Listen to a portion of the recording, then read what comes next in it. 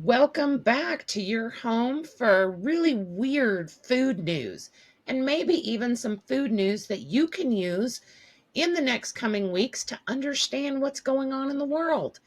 And very possibly, it will be time to get out your tinfoil hat. And just in case you're wondering, I have mine ready and waiting for the right moment. So, welcome to episode 6 of the Penny Pinchin' Mom, aka Jen, versus the Crunchy Mom, aka Crystal. That's me. That's me. How are you today, Crystal? I'm good. We're wrapping up, headed towards Christmas break. I can be a person again in just one more day. So, do you have any tinfoil waiting on standby I don't. to see how it goes? So, let's talk about our first story. Now, this is definitely one that I would categorize as something that you would possibly notice in the next couple weeks. So, in the Bay Area of California, grocery stores are starting to limit the number of egg cartons that each customer can buy. These egg shortage signs have been spotted at places like Whole Foods. We're talking San Francisco, Walnut Creek. There's also been one located in a Safeway store. And basically, the signs state that they're experiencing difficulty sourcing eggs that meet their strict animal welfare standards. So you can tell that one came from Whole Foods, and that for now they're limiting the purchases to 3 cartons per customer. The sign was also seen at the Whole Foods site in Walnut Creek, Save Mart, which they operate Save Mart, Lucky, and Food Max grocery stores. They're restricting customers to only 2 cartons across all stores, basically just to make sure that they have enough eggs for everyone. Have you seen any egg shortages in your neck of the woods? No, but it totally makes sense. I think when stuff like this starts to happen, people panic, and Yeah. it's not like you need cartons of eggs, but panic does weird things to people. So, Well, so basically, according to the US Department of Agriculture, 30 commercial flocks in the state of California have been infected with the virus since December 10th.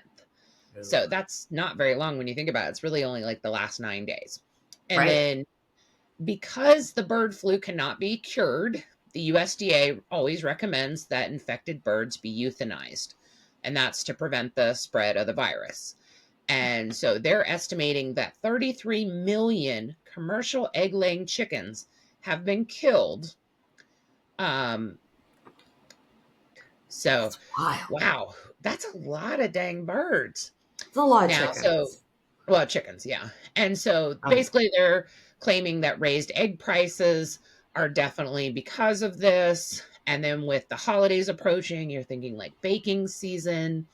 And so the USDA is predicting that eggs will be not only in higher demand, but higher prices, and that the national average is $4.01 per dozen, which I can tell you that we just bought eggs at Ingles and it was like $3.97. And I believe that Walmart here was about the same price. But oof. here's the kicker, okay?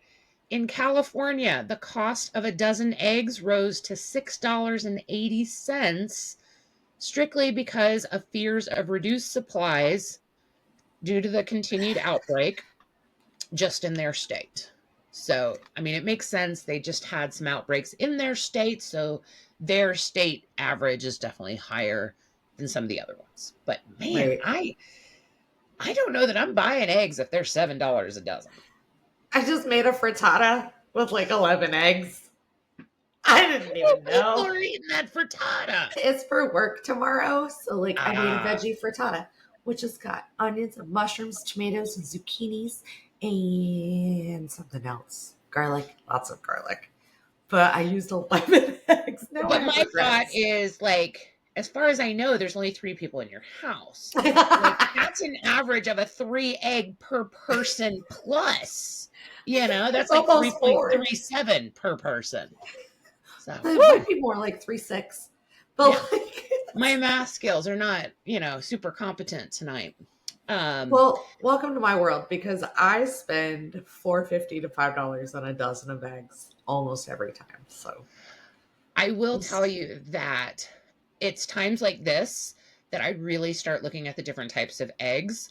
And the last eggs that we bought were actually organic brown eggs because they were the cheapest. Yeah. And a lot of people have asked me, like, why would brown eggs, why would organic eggs? And those typically come from smaller farms that are Yeah. not usually as affected by the bird flu versus these big, huge commercial farms. Yeah, because they're So not there are lots cooped. of times the organic is actually way cheaper, even though I don't personally care. Okay. So, little egg box, not on a stove box, an egg box. I find when I buy pasture raised eggs that the yolks are this like electric orange color. And some of that's because it's a little less feed, a little more like natural grass and bugs and things like that. So, chickens are eating more, not exclusively, I'm certain, more like what's out and amongst and I know that there's only so much regulation that occurs and that words are sometimes just words, and I get that. Yes. But when I crack open an egg and like that electric orange yolk is just staring me straight in my face, I'm not mad. So So, in a I know this is not the reasoning here, but you're saying that your eggs have to be aesthetically pleasing when broken. they're more delicious when the yolk, like if you ever get an egg and the no, okay. Well, you've had I think we eggs. should just do a blind taste test where I Okay. feed you conventional eggs versus organic, pasture raised, big balls of what do you call them, like orangey golden goodness. See if you can taste the difference. That's all I'm saying. Yeah, I'm in. Let's go. Okay, They then. make me Okay. happy. They give me joy. Whatever. Leave my eggs, Okay. the balls Well, of joy. we have lots of other fun stories to get to, so let's move Sorry. to the next one. Okay. Okay, I am so happy to hear this one. Okay, there is a town in Maryland that is getting their first grocery store in 25 years. Okay, Holy cow. the Yeah. town's name is Indian Head, Hmm. and it's crazy, but back in 1999, their last grocery store closed down. So for the last 25 years, the the 4200 people that live in this town has had to travel a minimum of 7 miles to a grocery store, and I looked it up. It looks like they're probably going to either a Dollar General or a Food Lion in order to get fresh fruits and vegetables. So their only options within 7 miles looks like two convenience stores. And Oh who knows God. what they're selling? I mean, is that canned soup and candy? You know? It's likely. And Bounce mac and so cheese. what's really interesting is the owners of this new grocery store, it's Marilyn and Mark Steele. They currently already owned a coffee shop in this town, and it took them 5 years to open a grocery store. That's crazy. Most people assume that if you want to open a store, you just go, you break ground or you rent a place, you put up the shelving and you sell. But there is so much regulation when it comes to grocery stores and No. basically giant hoops to jump through. And so they worked with the city, they worked with advisory committees, like, they really, did everything they could. And what I found really interesting is that Marilyn Steele, she is a retired lieutenant colonel, and this town actually has a naval facility on it, and the facility doesn't have a commissary. And a commissary is basically like an on base grocery store. Right. And not all commissaries are great. Like sometimes you hear people that they get really great prices at them, but it really depends on the buying power and who's running it. Yep. But to not have a commissary at all. It's And so nuts. basically, they looked at their community and they realized that you have soldiers, you have families, you have children that Yep. have to travel 15 miles round trip just to be able to buy an apple, you That's know? crazy. And so by doing this, they're also going to be prioritizing sourcing products from local vendors. Yeah. So items from like small mom and pop shops will be featured as soon as you walk through the doors.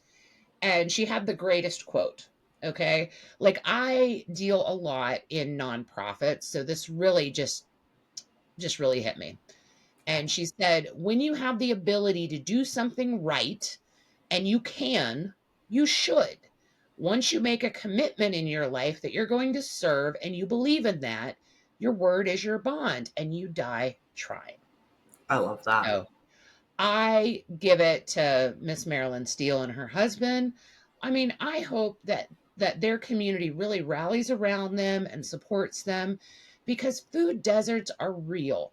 There are lots of people that it I mean, 7 miles doesn't sound bad, but if you don't have transportation, Yeah. if you needed something right away, this and just because it's 7 miles away, I mean, you live in a pretty populated area at certain times of the day, it could take you an hour to travel 15 miles, Yeah. in car with traffic, Absolutely.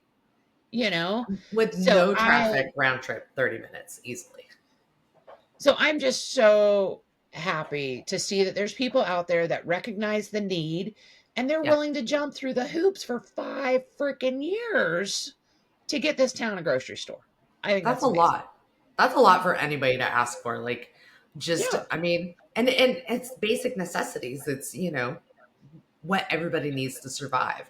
And so to have no access, like immediate access to fresh fruits and vegetables is wild. Well, it makes me so grateful of the 3 stores that I have. Like Yeah. within probably 3 miles of me, I have an IGA type store, I have an Ingles, and I have a Walmart. Are they my favorite choices? No.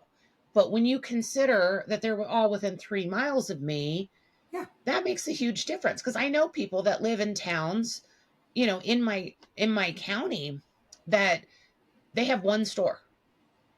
That's Yeah. it, and Yeah. there's other stores out there, but you're going to be traveling 15, 20 miles, you I've know? got two Krogers and two Publixes within 3 miles. Then a Yeah. Walmart within three. I mean, they may not be your favorite options, but at least you got options. Yeah. Yeah. So, And that's the point is I have access. Like I don't always care for produce at one, but if I need it, it's there, yeah. which is more than I could say for some places. So yeah, no, completely agreed. Yeah. Okay, our next story is this is interesting because I did not make the connection between these companies. Did you know that Post Holdings is the same Post Holdings that does Post Cereal? So I recognize Post Cereal. Yeah, that part. But did you know that Post also makes potato, eggs, sausage, and cheese refrigerated side dishes? And the brands that those are under are Bob Evans and Simply Potatoes. Didn't No, know that. no, I had no idea. No. Huh. I knew that Bob Evans, the retail side, was not actually connected to Bob Evans, the restaurant. Yeah, Like, you that, know what I yeah, mean? Like, I knew that, yeah. but so it was interesting to know. But this goes back to those big conglomerate companies where they have these portfolios that extend into multiple niches.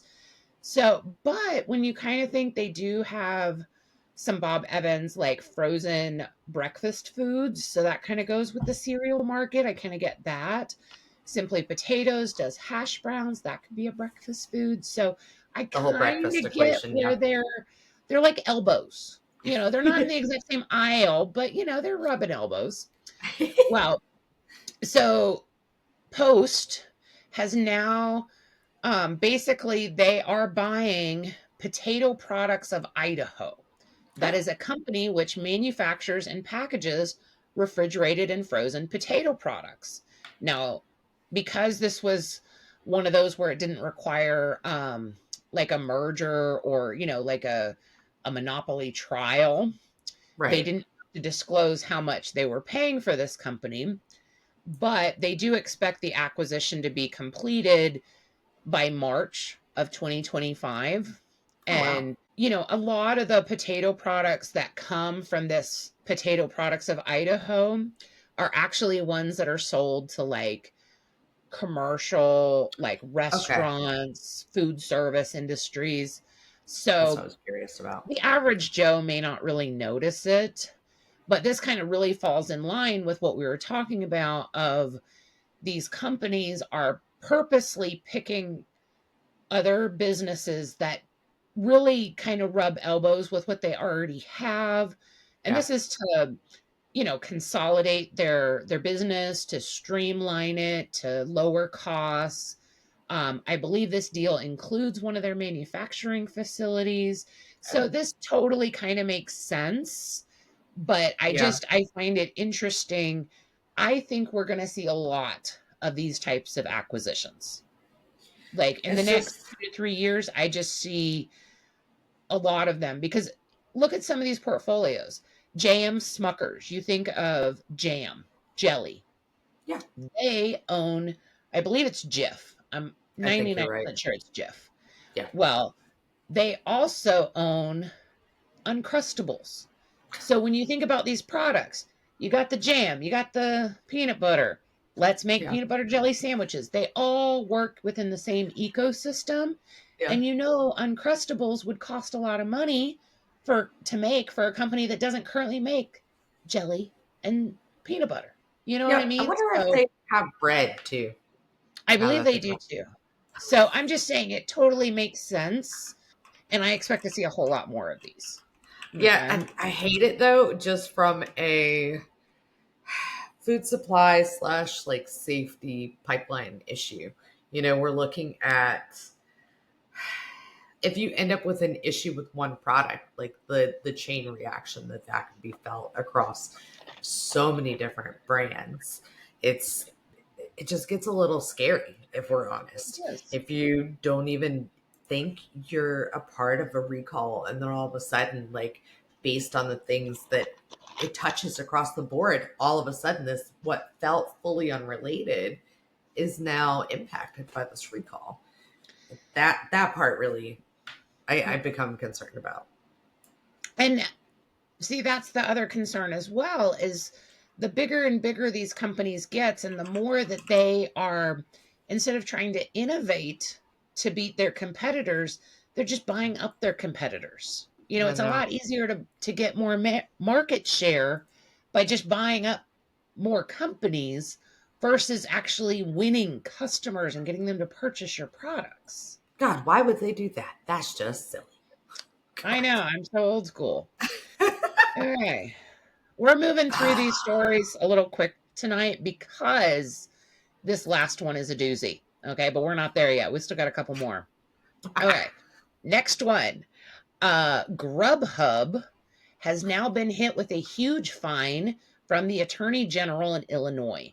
They have been ordered to pay $25 million to settle a dispute over alleged deceptive business practices within Illinois. Now, you're like, it's Grubhub. They deliver restaurant food. What kind of deception could there be?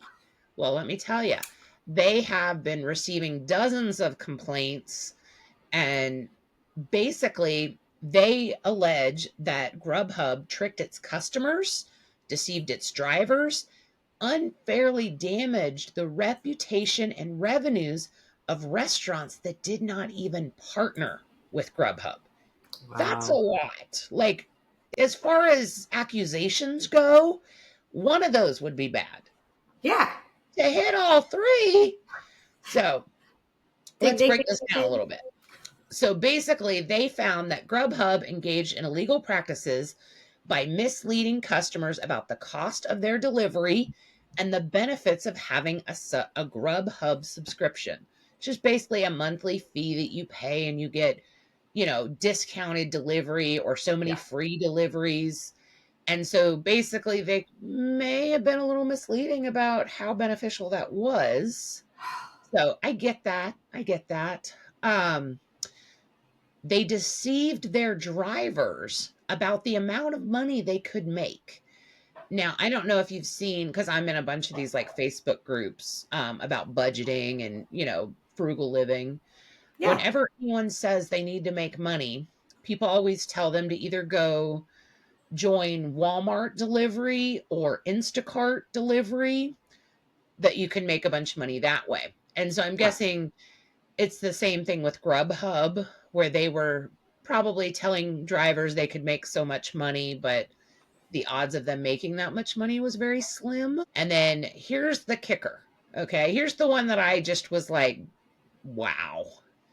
So basically, Grubhub listed restaurants on its app without the knowledge or consent, and sometimes over objections from certain restaurants. Oh, And you may be wondering, why would a restaurant not want to be part of Grubhub? I Well, could see it.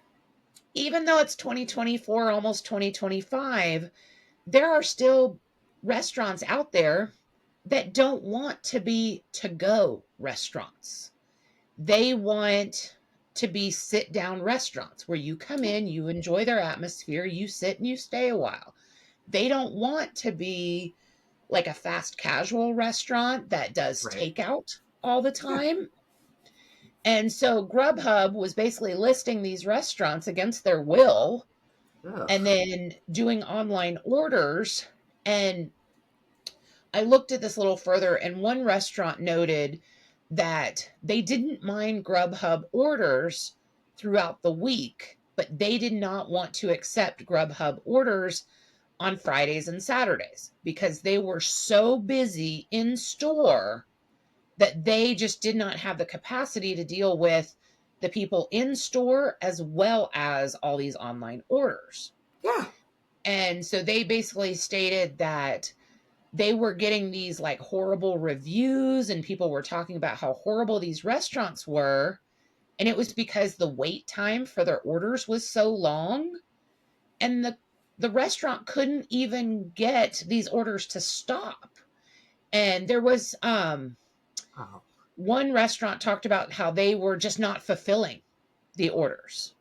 And right. then, they were canceling them, and of course Grubhub was taking a while to get the people's money back to them, and they were getting all these one-star reviews saying that they stole their money. And it's like they were basically being, you know, affiliated with Grubhub against their will. Yeah. In order to Grubhub protect was their like, reputation, they had to take the orders, they had to fulfill them, but they didn't want the orders. right. There's a reason why they had requested not to be affiliated. And like, if you can't, one, there's a restaurant me and my husband go to that we love, but I would never in a million years order anything to go from there. One, because it's far away, but two, it's a full sit down experience. And the quality would be so degraded by the time it got to us that it's not worth it. So like there's certain things that you don't want to go, but sometimes I can see why people would try.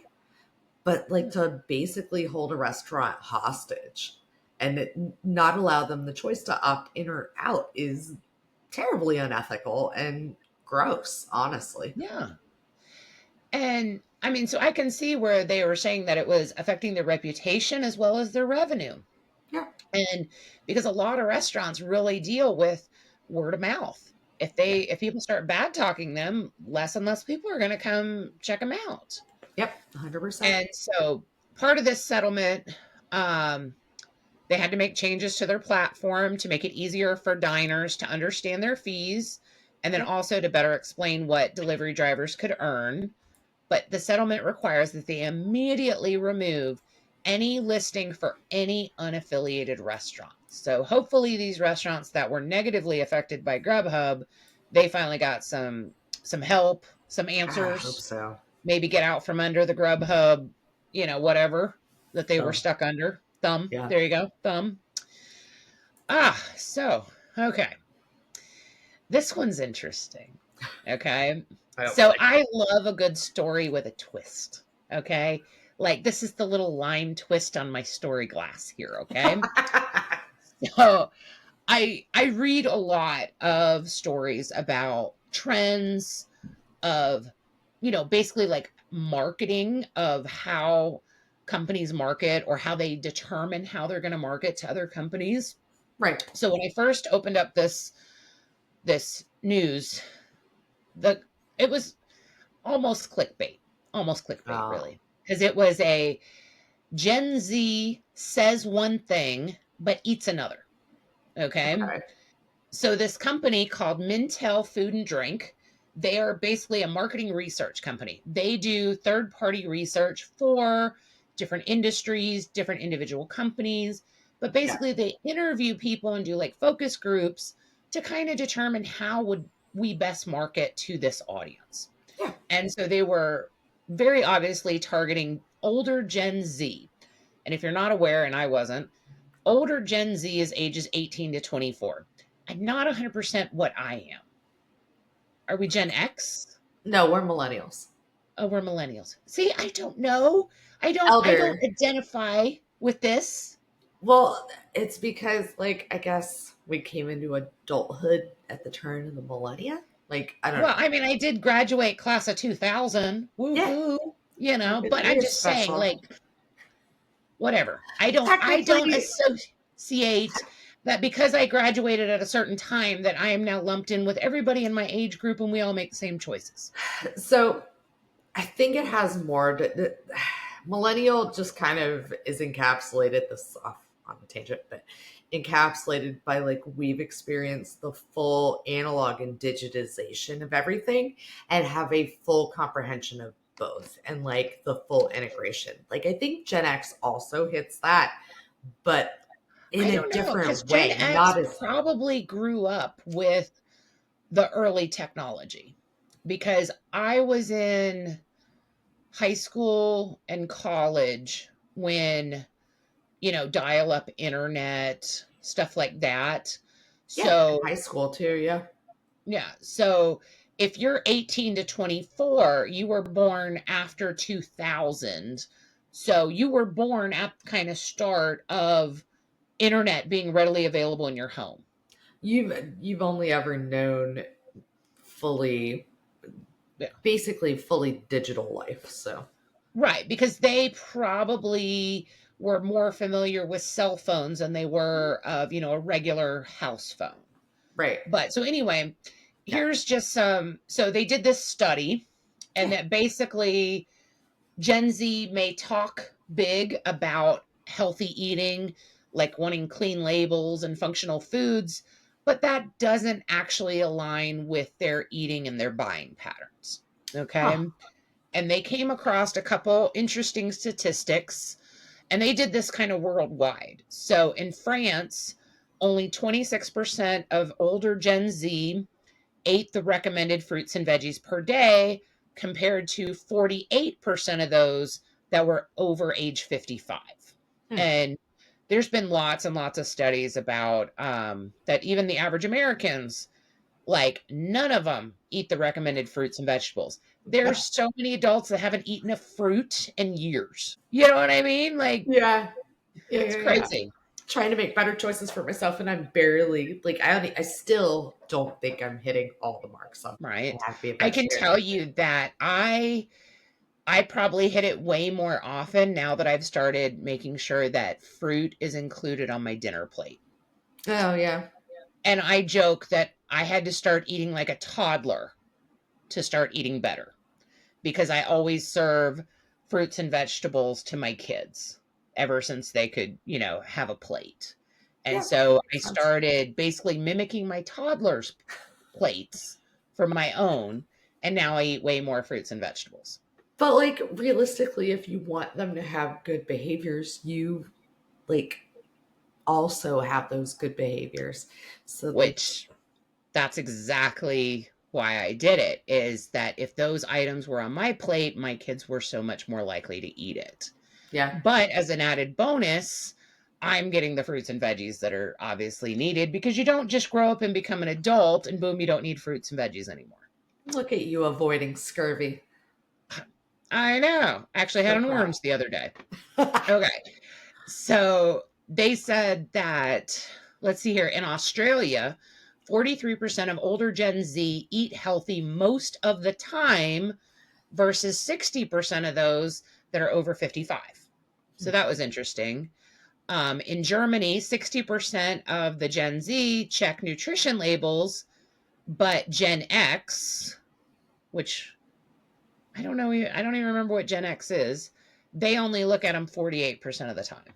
Gen X is really broad, actually. It's like late 60s to like early 80s. It's Oh. Broad. So, I do remember. Okay, so my husband's Gen X because he was born in 75. Yeah. I'm a millennial because I was born in 81. Mhm. And so I'm starting to get flashbacks of conversations now that Yeah. I have subtly like cleansed of my brain because because for a while there when they were always talking about, millennial this, millennial that, Yeah. ugh. And so If my you've husband would be like, used "Oh, they're talking about you. I'm not a millennial." And if he would you've do it in used like an the grumpy old man voice. if you've used an 8-track, you are very likely a Gen X and not There a you go. millennial. Yeah. So here, this was kind of an interesting finding. They said that 6% of this older Gen Z do not put effort into eating healthy at all. So just 6% don't even care. But so, according to the study, basically this company comes up with marketing plans. Right. And their marketing plan is that if you want to engage Gen Z shoppers, Yeah. you have got to sell them with vibes, not calories. I can't even say this without laughing. Okay. They are suggesting that brands prioritize taste and, where relevant, target people that are sweet tooths. They also mention to market their products as low sugar, low fat, or even vegan treats, and that this will reduce Gen Z's guilt, especially if the treats are packaged up in feel good branding. Okay. I hate it. There is so much in there that needs to be unpacked. Okay. So, first off, they want, they're basically saying that the market wants low sugar, low fat, and vegan. Okay. Okay. Then they want foods that are going to reduce guilt. Okay. And then on top of that, it's got to have feel good branding. Okay. If that isn't the biggest Load pile of of hogwash I have ever heard, and that that's a is my cow patty. family friendly terminology there. Cow patty. Yes. Yes. Uh, So, and it gets worse. It gets worse. I They don't know suggest how. that big brands can also create these feel good vibes by jumping on the future nostalgia trend. Now, I can tell I am not Gen Z because I have never heard of this trend. Okay? So apparently this term comes from a music album by Dua Lipa. I hopefully She's pronounced that pretty. right. Yeah, she's really good. And basically, digital nostalgia fosters deep emotional bonds and a sense of shared history among individuals of all ages and background. Basically, they're stating that Gen Z, those that are 18 to 27, are currently making the memories that they will be nostalgic about later. And when you think about foods that you're nostalgic for from your childhood or from your early adulthood, it's usually things that are associated with treats. You know, Yeah. it's Yeah. the sweet tooth kind of thing. It's that ice cream, it's that cake, it's that cookie. That's why Oreo is still in business. Yeah. Everybody remembers eating Oreos. And so I'm telling you, this I would almost bet you money in the next 6 months I will see more marketing in the feel good category than I've ever seen before, and it's gonna make me vomit. Here's Okay. here's like part of it that drives me insane. So like the nostalgia train, like you're trying to like create a nostalgic moment. Like that's not how that works though, bros. Like you can't create an emotional It's connection just because you make manufactured it look pretty. nostalgia. Yeah. Nostalgia is when it reminds you of something from your childhood. They're Yeah. saying we're creating the nostalgia that you will feel nostalgialistic about Yes. later. How No. that is so meta. That is so it almost feels like engineered feelings. Yes. It is exactly that. So they're engineering their marketing so specifically to Yes. their attempted Gen Z buyers.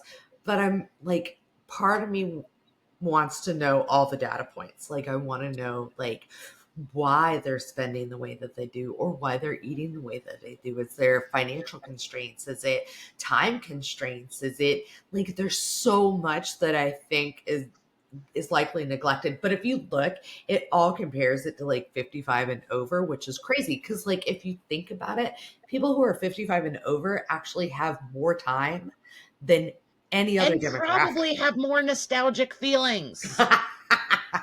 But then they'd They've have lived life. to, They have yeah. had more emotions. But But here we have this marketing trying to create your nostalgia, which yeah, also gross. but this here is why if you were an up and coming market analyst, okay, Yeah. if you were looking for a job as a marketing consultant for a food and beverage company, this is why they also have degrees in psychology, Yeah. It because is this is wild. where marketing has gone.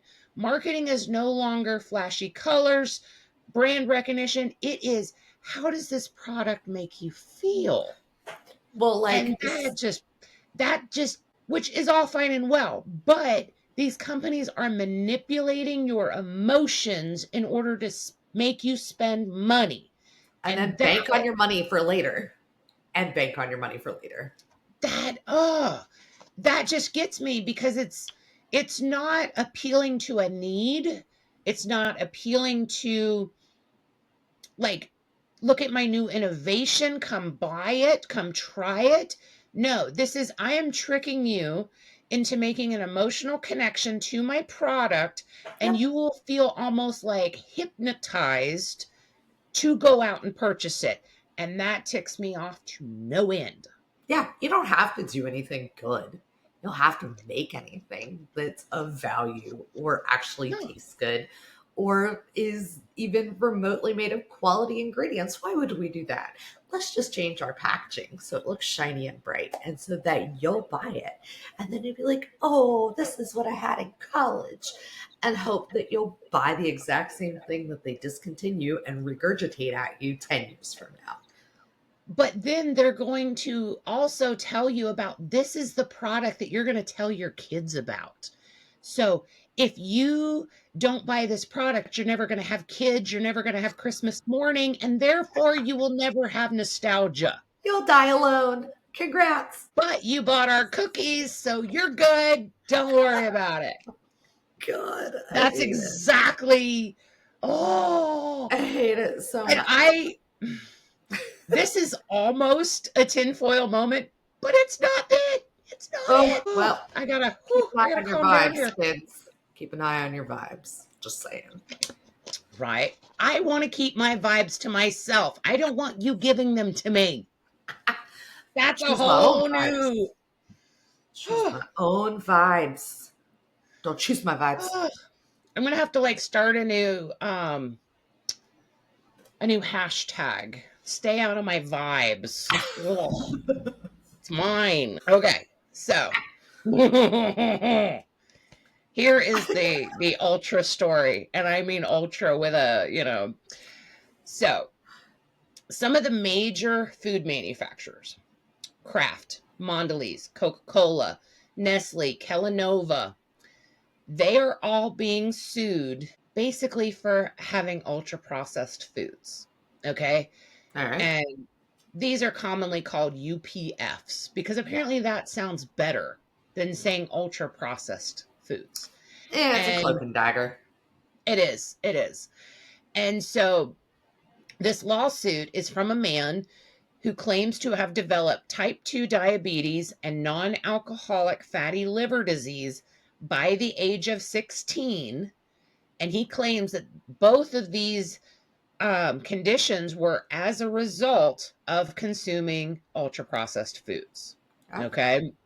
okay. And the suit alleges that these food businesses push these unhealthy products onto American consumers, that they use marketing strategies similar to the tobacco industry's playbook.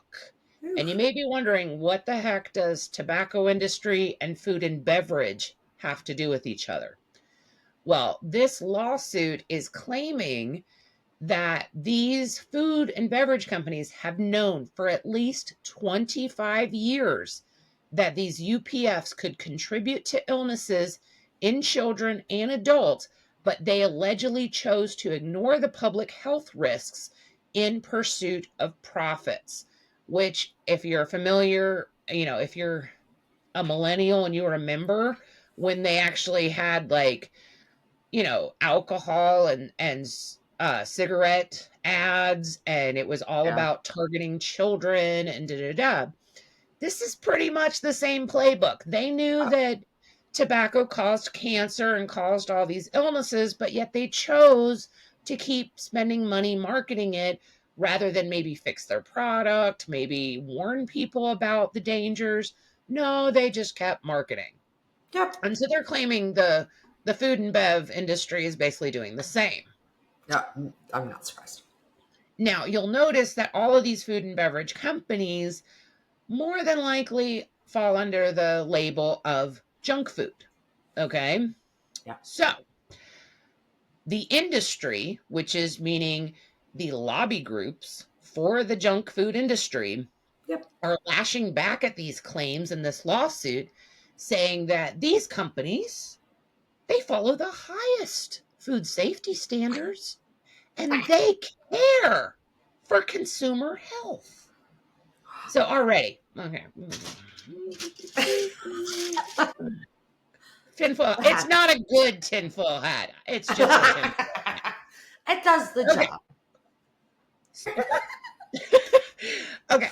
So then they say there is no agreed upon scientific definition of ultra processed foods, and any attempt to classify foods as unhealthy simply because they're processed, or demonizing food by ignoring its full nutrition content.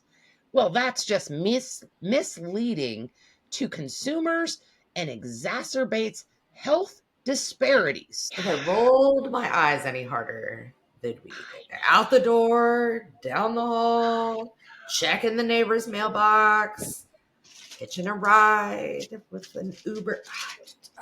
Move over, big potato, big snacky cake. We gotta be worried. Okay? Big Debbie. Big Debbie here. Okay, so my okay, so I mean, I did not think that doing this podcast was going to make me less conspiracy theorist.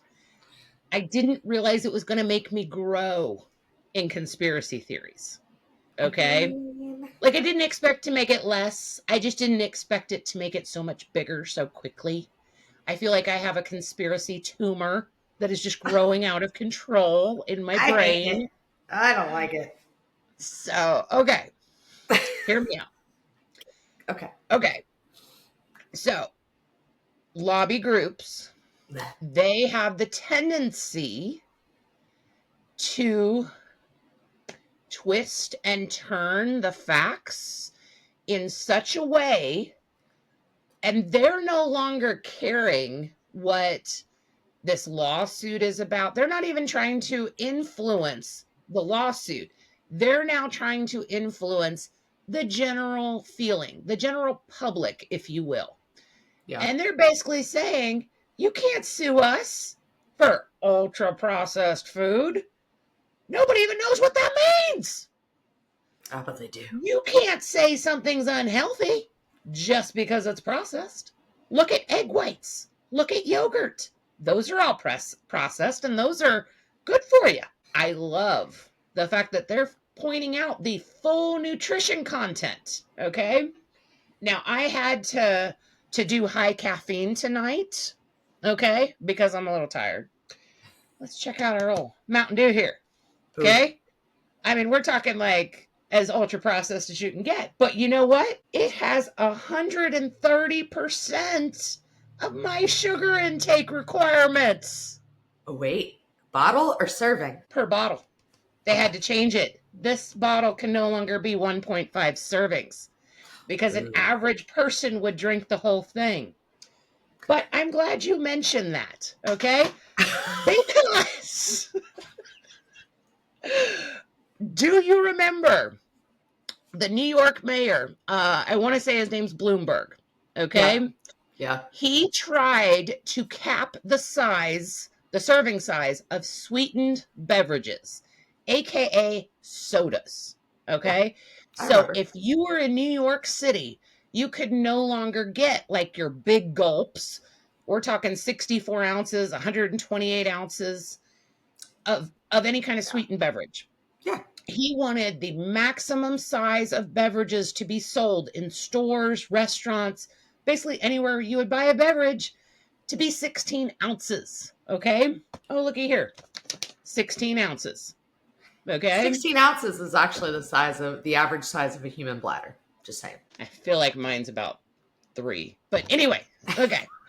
So, what did Big Soda do when he got this bill onto the ballots? Yeah. Well, propaganda is a very strong word, okay? But I feel like it applies here Yeah. because the soda lobbying groups started putting out a campaign in New York City. And they did it as like an education campaign. They were Yeah. like, oh, this proposition, Mayor Bloomberg wants to prevent you from making your own choices. Bloomberg wants to prevent you from buying your favorite soda ever again when inside city limits. Okay? Now, it's not a straight out lie. No. It's twisting and oversimplifying the facts and creating a fear mongering type situation Oh, for sure. because nowhere was he saying no more soda in New York City. Right. He was just stating that you couldn't get these gigantic servings because you're not buying a big gulp and serving your whole family off one big gulp. Right. You just sit there and sip it and sip it You and sip sip it it for throughout the whole thing. 12 hours or however long it takes you to, not get watered down. Yep. Whatever. Okay, so here's my. So they actually had 32,000 written comments and oral comments in support of the bill. That's a lot. Yeah. They had 6,000 comments that opposed the bill. Okay. One of these opponents, PepsiCo. Okay. Of course. And the independent bottlers and distributors serving the city. Okay. Okay. Totally against the portion limit. Another opposition, the New York State Conference of the NAACP. You're like, why would they, what? It's weird. The Hispanic Federation, okay, which represents 90 Latino nonprofit agencies. Why would they Does that not have to do with want it? anything? Right. Yeah. Well, it just happens to be. Coca-Cola is a major sponsor of the NAACP. Pepsi and Coca-Cola have sponsored the NAACP's New York State chapter annual conferences. Coca-Cola was the 2014 chair of the Hispanic Federation Gala. Okay? So you got two of the biggest sweetened beverages that are now basically pushing these huge NAACP and Hispanic Federation to say, oh no, we don't want that. It's And then a you it's a find out it's back door. because they're the ones providing, paying the bills. They Trojan Hello? horsed. They Trojan horsed through nonprofits Yes. to oppose the bill. That's Because grotesque. who's going to say, well, the NAACP doesn't think this is a good idea. Maybe I shouldn't do this. I mean, that's the stance you take because you're looking at it from a normal person's scope of things, like, oh, maybe we aren't doing the right thing if this major respectable nonprofit organization that's unrelated to soda says it. But it's not, because they've got soda money in their pocket. And they happen to be, there's an NAACP initiative for healthy eating. And they claimed that in order to be healthy eating, you have to make your own choices. Or is it because the NAACP won't get money if they don't sway you to, you see what I mean? It's like, Yeah. so Yeah. this is what bothers me with these quote unquote industry groups and the lobbying groups. They're not out there just looking out for their industries. Right. They're putting out misinformation. They're using their all these companies' financial pull Yeah. to convince markets like nonprofits to tell everyone, oh, no, no, no, no, no, we don't want to do this. But then how many people go back and look and see, oh, wait a minute, are these nonprofits profiting from sugary sweetened beverages? It and the wild part of, like, these nonprofits, and I hate it because nonprofits serve a genuine purpose within communities and for groups of people. And, like, oftentimes corporate money is what helps these nonprofits do the majority of their Do the work. good. Yeah, And so, but then so they're if you're being the manipulated. nonprofit, do you not take the money and then not do good? Right. That's it. Ah, Like, it's hard to draw that line. Like, so the Coke is looking you in your face and going, "Hey, here's our $5 million donation for the year." and Like, all how you do have to do you? is say, people are smart enough to make their own choices. It's wild. Yeah. It's So there was a recent Senate committee for the Health, Education, Labor, and Pensions Committee. Sounds like a really huge committee. Don't they need to break that up a little? Just saying. that's a lot under one umbrella It for sure. is. But It is. But so Bernie Sanders argues that the food and drink sector has been for decades allowed to make huge profits by enticing children and adults to consume ultra processed foods and beverages that are loaded with sugar, salt, and saturated fat. He also noted that billions were spent on advertising these unhealthy products directly to American consumers. he's not And wrong. this is actually kind of the tip of the iceberg of what made me the food conspiracy theorist I am, is because I watched a documentary where it showed that some of these lobbying groups basically inadvertently created the modern day diet culture. Yeah. Okay. Oh, 100%. So these companies were fighting against regulations that the government wanted to put in that basically stated that Americans were getting to the point where they were eating too much sugar, salt, and saturated fat. So they wanted to lower the recommendations and tell Americans to reduce these in their diet as Right. like the way you would do public health. Like, Yeah. hey, we noticed this is a trend. We're getting fat. We're getting, fat related diseases. In order to stop this, you as a person need to reduce this. Just the same way they tell you to wash your hands. Yeah. Well, these companies that sell products that are full of sugar, salt, and saturated fat said, whoa, buddy, we don't want you telling the American people this.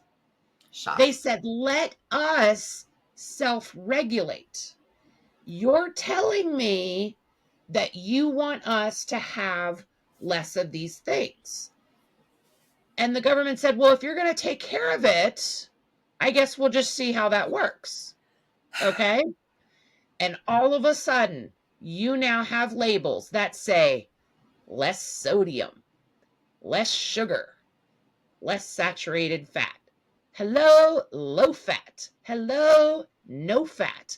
You're seeing all these labels that then started the diet food culture. Yeah. Every time the federal government tries to change regulations on our food, the food industry goes, oh, no, no, no, no, we'll We got take care of this. it. And what they do is they take those suggestions, and then they rebrand it as new marketing. They lower the salt in a product by 1% and now proclaim less salt. Was it really that much difference in salt? No, but now it says it on the package. Yep. Reduced sodium. It is Reduced sodium. reduced. It is Reduced. reduced. They're not telling you how much it was before or how much it is now. They're not telling you the difference. I'd But be curious. reduced simply means less than before. So, You do like, not have a regulation that says reduced has to mean so much of a reduction. right. So the next time you see marketing that says less or says reduced, you got to think that that means nothing. It could be Well, 1%. grab its friend sitting right next to it, which is the regular one, because the Cheez-Its, the regular Cheez-Its and the reduced sodium Cheez-Its, they're neighbors. Pick it up. Look at the back. Look at the sodium Or, content. Look at the serving sizes. Make sure, like, look at your metrics, because they can change the serving size on you. They can change, like, the number of servings in a box. The weight of the serving can change rather than the actual measurement. Like, you have to read the whole and compare side by side. I'm really curious what that looks like. well, did you know that you can claim a product is made with real fruits and vegetables as long as it contains 1%? That's trash. It's not even clear if that's 1% by volume. You know what I mean? Like, there's so Yeah. many ways you could, change that. It doesn't even state that you have to state the fruits and vegetables you use are the flavors you use, which comes back to the whole Pop Tart thing, where Yeah. strawberry Pop Tarts was made with pear preserves. I have. I was doing good. I did not feel the urge to bring out the hat. And then this last one, I have been like stewing on it for days. Because when it comes down to it, yes, Americans have choices, but Americans are also swayed by marketing and advertising because the average American sees, like, I want to say it's some absurd number. It's like How many advertisements? 30,000 advertisements a day. Think about when you're on social media, when you're, reading the news, when you can't watch TV or listen to the radio or anything without being marketed to. Think of every single email you receive. It's insane. The average American is exposed to between 4,000 to 10,000 ads each day. This number Yeah. includes ads on all types of media, from traditional media like TV, radio, digital platforms like social media, search engines, and websites. However, the number of ads we actually notice is closer to 100. For example, in one experiment, content creator on the Morning Brew YouTube channel counted all the ads he saw in one day and concluded they recognized a total of 78. In a survey, the US survey, 41% of respondents said they remember 1 to 10% of the ads they see in a 24-hour period. That's So that right crazy. there tells you why companies spend so much money in marketing. Yeah. We are stuck in this sea or this forest of marketing, and we can only process so many of them. So, I mean, think of your return on investment. I'm going to spend $10 million on marketing, but only 10% of the audience is going to see it. Okay. Yeah. So I need the 10% that are going to recognize my brand and see it to really feel that connection, that emotional urge to then go out and purchase it. And so this makes total sense that these large businesses are spending millions of dollars because they're desperate for your dollar. Oh, yeah. And I'm going to say It's, that I don't think they really give a crap about no, consumer God, no. health and public health. I That's think they borderline. care about their profit margin. Yeah. I think they care about their shareholders. Yeah. I don't think this has anything whatsoever to do with public health. I have a degree in public relations. And so, there's some marketing research in that. But like, it all kind of ties together between you take a sociology class and a psychology class and marketing class. And like and then the public relations aspect of that is like trying to determine like how best for people to receive your message and for it to connect with like the largest amount of people. So like all of those things come hand in hand, which is a really great thing if you're trying to talk your mom into doing the right thing that she doesn't want to do, like being able to like, hey, this is good because of X, Y, and Z. Like those are great attributes to be, but like when you start looking at the bigger picture of things and how manipulative of everything that is in our daily lives. Yeah. I'm a penny pincher. I am based on price. But you know what gets me? Every week, my local IGA store has Throwback Thursdays. Okay. So they have products, it's usually 4 or 5, that are on sale. Yeah. Okay. And then they offer a members only coupon. So then the price becomes like a quote unquote throwback to what it was 20 years ago. So Hmm. you could get a $6 thing of Oreos for $1.50. Well, you know what? I haven't had Oreos in a long time. I will pay $1.50 for Oreos And sometimes that gets versus people paying in the store. $1.99 for store brand Yeah. Oreos. You see what I mean? But it Because gets you they're in the store. hoping that I'm going to buy it at this $1.49 price and go, oh my gosh, that's the best Oreo I've ever had. And then the next time I'm going to go, I'm not buying that store brand. I need to go get the real deal. Well, hold on though, because there's another side of that. Like, say you are a member, but like, I don't know, you had only planned to shop at Walmart this week. You found everything you needed, the prices you needed at Walmart. And so you had no plans to go to IGA, but you see this ad and you're like, you know what? Kids really do love the Oreos, and that's a great price for the Oreos. I think I'll swing through. You're not buying just the Oreos. They're not in the Well, front and of the store waiting for you to grab and walk to the register. They're in the back, they're on an end cap, way somewhere weird, or you have to go to the specific aisle for it. So it's to get you in the door to buy even two other items with it, and it's a win. because as long as you buy one more item, that's one more item that you wouldn't have purchased. Yep, And then you can only get these Throwback Thursday items on Thursday, Friday, and Saturday. That's it. That's fear of missing out. yep, You don't get them now. Well, and sure enough, Thursdays just happen to be one of the least visited days at a grocery store. yeah, And you know what? These limited deals, you can't get a rain check on them. Once they're sold out, they're out. yep. And I can tell you that on Thursdays, I see a whole lot more people shopping than usual there. I mean, it's brilliant. Line it up to on the days that they need more customers equals more sales. Like you said, people can't go into a grocery store and only buy the 4 items that they're there for. I can, God, but most never. I'm people can't. incapable.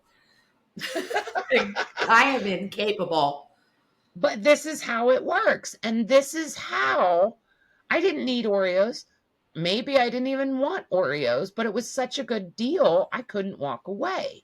It was an And easy dessert then, to pick up. Yeah. yeah. And then on top of that, since I'm here, oh, you know, it goes really good with Oreos? Milk. I got to get milk. Oh, you know what really goes good with milk? Chocolate syrup. Now I have chocolate milk. You know what I mean? Like, it's just a Ooh, nonstop thing. I'm sorry. Did you just inadvertently make a cookies and cream milkshake in my head? Because I think you did. Damn it. Ta-da! Gotta get the ice cream. There you go. I got 4 items and I only went to go get Oreos. I know. I know I'm hungry. It's your fault. But this is where the issue is.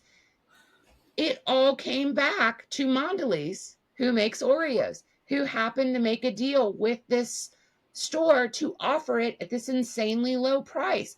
I see their point here. Now, did that gentleman make some bad choices? Absolutely. If he got these 2 conditions by the age of 16, Some of but it might not have been his choice, though.